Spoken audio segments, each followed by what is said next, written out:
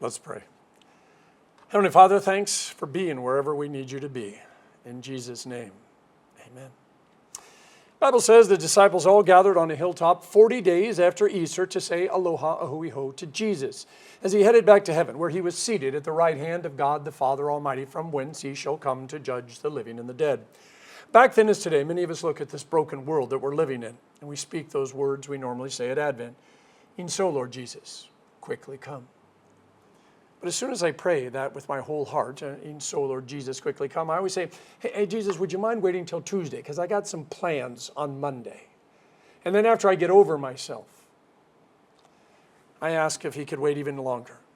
Not because Nancy and I have another grandchild coming on August 1st, but because there are some very special people in my life who still don't know Jesus. They know Jesus' name. They know a little about him, but in spite of knowing about him, they don't know him. And that's the best reason I can think of for Jesus to wait a little longer. Another day, another week, another month for them to get to know Jesus. Do you have anybody in your life that doesn't know Jesus? If you do, I guess it's not because of a lack of trying. It's because they just don't get it, at least not yet. They know you're concerned, and they might even have heard the whole John 14:6 thing. But there is something keeping them from Jesus. And by the way, it's usually a church or a pastor or someone who carries around a 50-pound King James Bible and a giant cross that they've been known to hit people over the head with.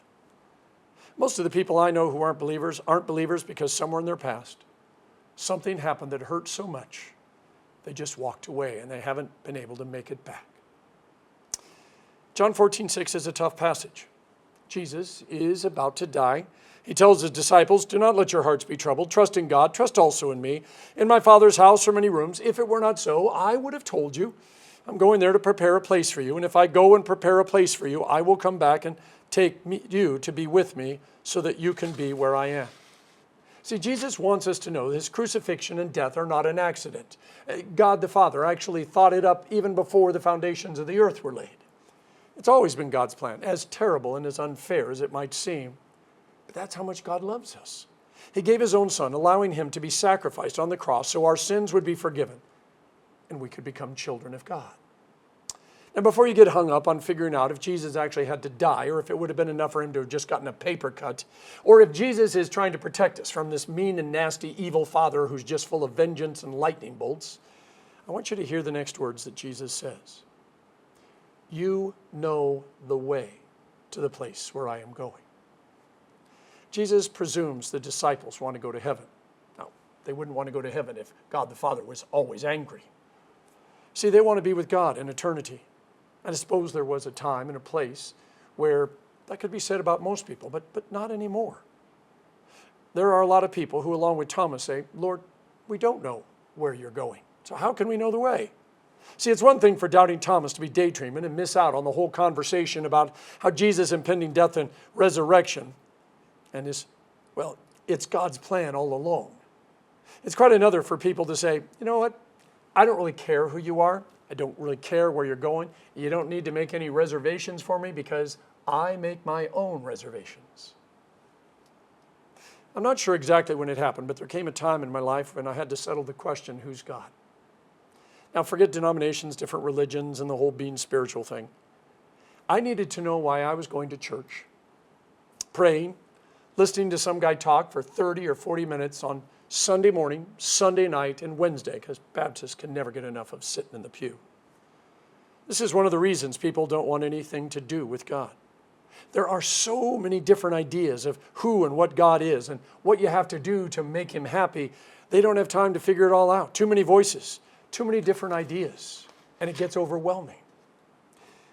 I had a long layover at SFO. I was sitting at gate F22. That's the one at the very end of the concourse. I had my headphones on, was reading a great book. I was in the zone. And when I finished the book and took off my headphones, I realized I was surrounded by a large crowd, and none of them were speaking English. They were all chattering away in their own language, just having a ball. Now, for all I knew, they were offering $1 million to anyone, and all you had to do was go up and ask. But because I didn't understand their language, I had no idea. So I just put my headphones back on and went back to reading a new book. There are people who feel that way about the church. as though it's speaking a different language that they don't understand. So they just put their headphones and they just go back to life, and heaven slips away.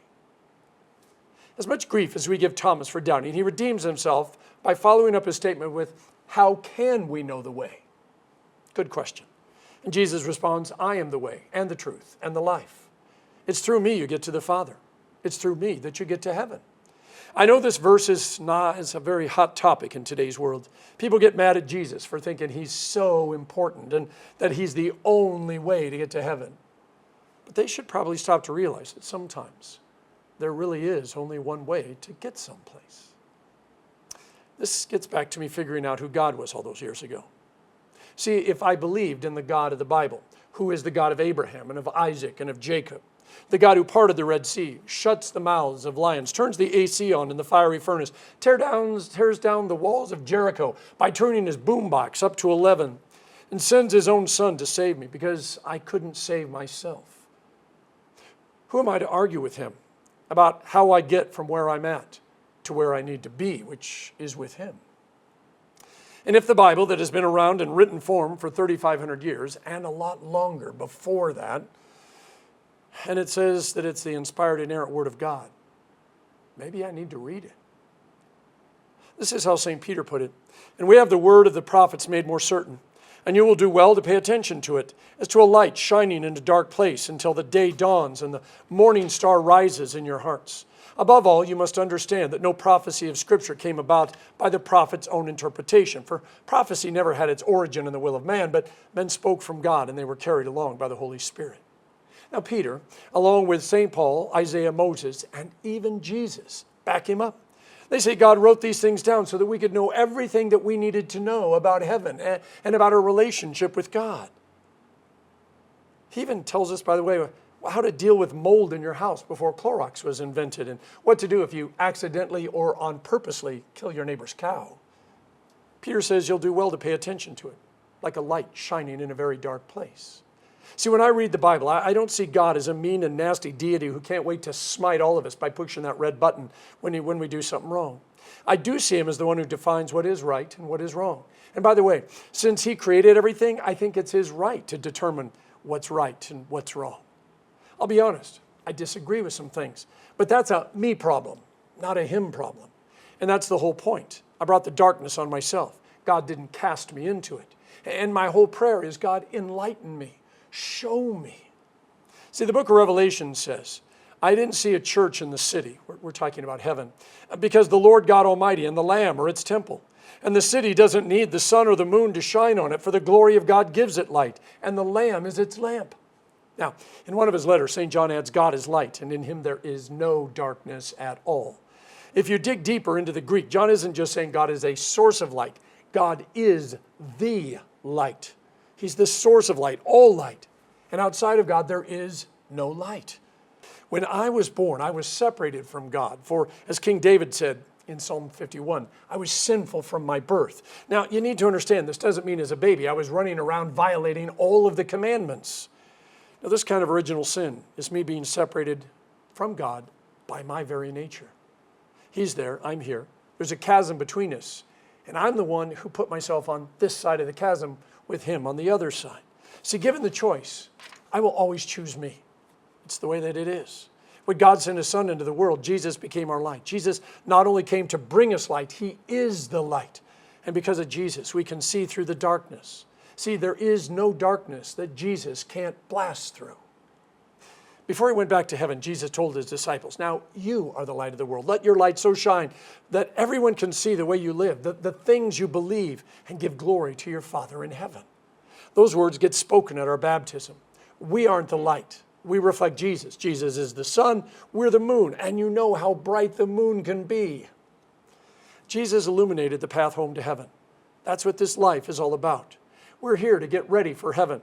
And every single day of our life is a witness to the glory and the power of God. And if we start following in Jesus' footsteps, if we start walking home, following him, and reflect God's glory with every step we take, we start to light up the path. And what do you think that'll do for those who, like doubting Thomas, are asking, we don't know the way, so how are we supposed to know how to get there? Whereas the church can be, well, pretty confusing with all its rules and regulations. Some of the not churched folks might be willing to start walking alongside of you. Then, long before they figure out what church is all about, they get into a relationship not only with you, but some of your friends who are also believers. And then they make their way into the church. You see, you are always the first step. When Jesus was talking to the disciples, he said, I'm going to prepare a place for you. And if I go and prepare that place, I will come back and take you to be with me so that you can be where I always am. For me, the simplest and best definition of heaven is being with Jesus. Now, all the other stuff in the Bible, all the metaphors and descriptions and dreams are great. But it's enough for me to know that I get to be with God in heaven. I'm going to be with him. Everything else is a bonus. Jesus told his disciples to wait for the Holy Spirit before they went out to change the world, because there is nothing worse than a bunch of people without candles or flashlights running around in the dark, bumping into things, bumping into each other, not getting anywhere, but telling everyone to follow them. But there is nothing better than a bunch of people with candles or flashlights helping people find their way out of the dark. Once the disciples had the Spirit, they could begin to push back the darkness. Back in the old days, and this was in the early 90s, when you hike Diamond Head, you come to this cave, and inside the cave is this spiral staircase that goes up. And there were no lights in the tunnel back then. They've been installed since then. So there was a time when I forgot my flashlight. I got to it, and I mean, it's pitch black. And I had to wait for somebody to come along with a flashlight so that I could follow them. Next time, I didn't forget my flashlight. It was my turn to lead through the darkness. Every time Ascension Day rolls around, I hear Jesus say, you know the place to where I'm going. And I do. I know who Jesus is. I can't fully comprehend always what that means, but I know enough that if I want to spend eternity with Jesus, the only way that's going to happen is if I follow him home. Jesus promised you will receive power when the Holy Spirit comes on you, and then you will be my witnesses in Jerusalem and in Judea and Samaria and to the very ends of the earth. With the Holy Spirit, we are Jesus' witnesses to the end of the earth, reflecting his glory, pushing back the darkness. Without the Holy Spirit, we're just sitting in the darkness, listening to our own voices, bumping into everything. And so, Lord Jesus, quickly come. Rescue us from ourselves, but not until everyone has had a chance to get to know you. In the name of the Father, and of the Son, and of the Holy Spirit. Amen.